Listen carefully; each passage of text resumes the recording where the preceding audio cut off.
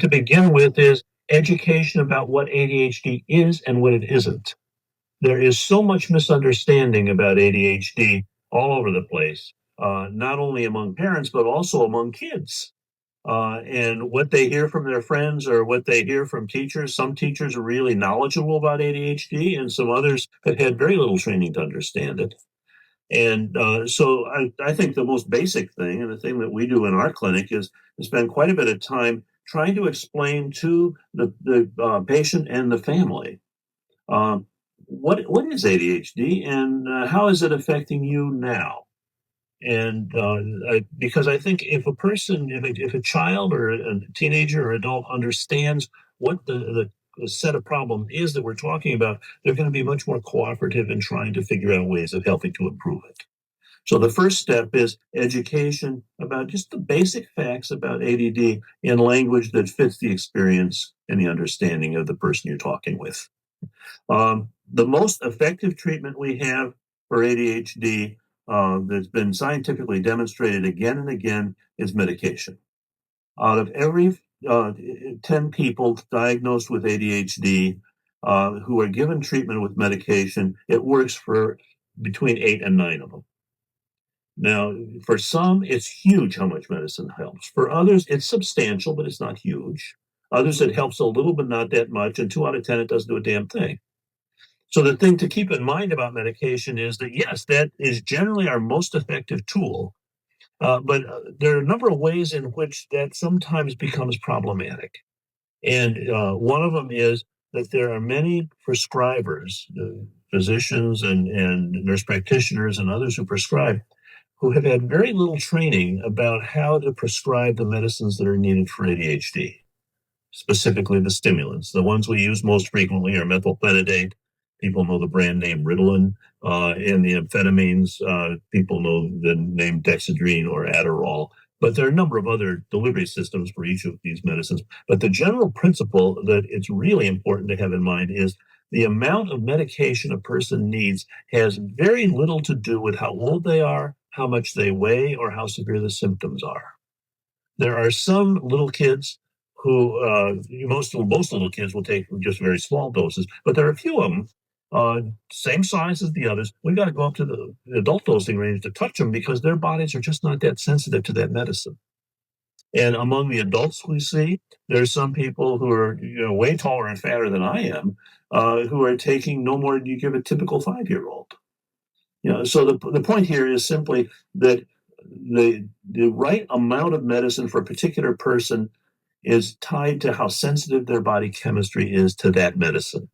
And so the general principle is it ought to be started at a baby-sized dose, and then you sort of stair-step it up little by little, looking for that sweet spot between too little and too much. If you have too little, it doesn't do a damn thing. You might just as well be taking breath mints. If you have too much, then you're likely to be in a situation where you get kind of jittery or you've got other side effects that you don't want to have to deal with.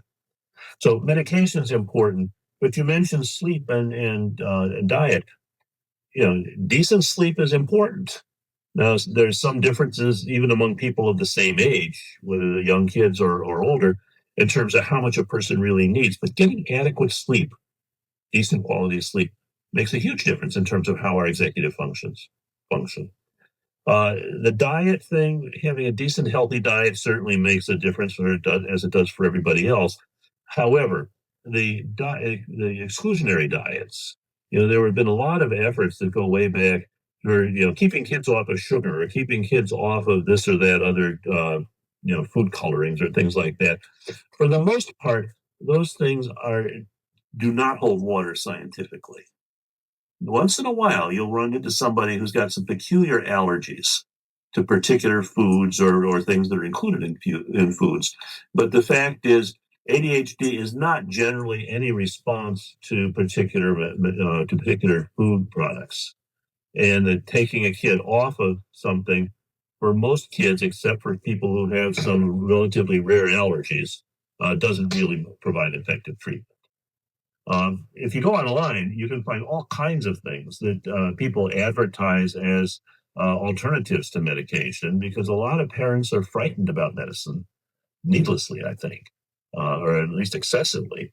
And so they wanted, they'll go for some of these brain training programs or biofeedback technology and that sort of thing to try to provide an alternative treatment. And the fact is, there's been quite a bit of research on it now, both in Europe and here in the United States. And what it demonstrates is that if you really look at the scientific evidence, those alternative treatments do not have good, solid evidence for their effectiveness. You find a lot of people who get enthusiastic about them, but what they found was if you looked at studies where the person who's assessing, does it help, is a person who had a big stake in whether or not it was going to work because they spent a lot of money to get it, or they're making the kids use a computer program that the kid may be reluctant to do sometimes, or they've got some biofeedback program that sometimes the kid is enthusiastic about and other times not. If the person who's trying to answer the question, is it working, is a person who's invested in that treatment, the results often look fairly good.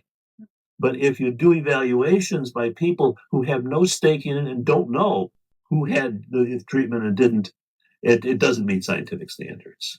So basically what I'm trying to say is that most of these brain game things, or work on your computer and expand your working memory and expand your attention, the advertising does not reflect what the facts are.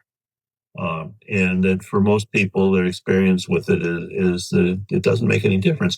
If you're giving some of these computer programs, you play this game on your video game types on the screen, then they'll give you some other games like that to show that you've learned a skill.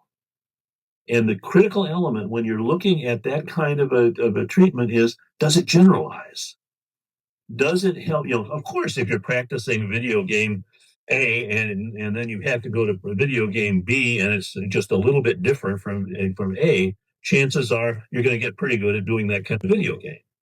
But the fact is that doesn't make any significant difference in, can you remember what you just read 2 paragraphs ago?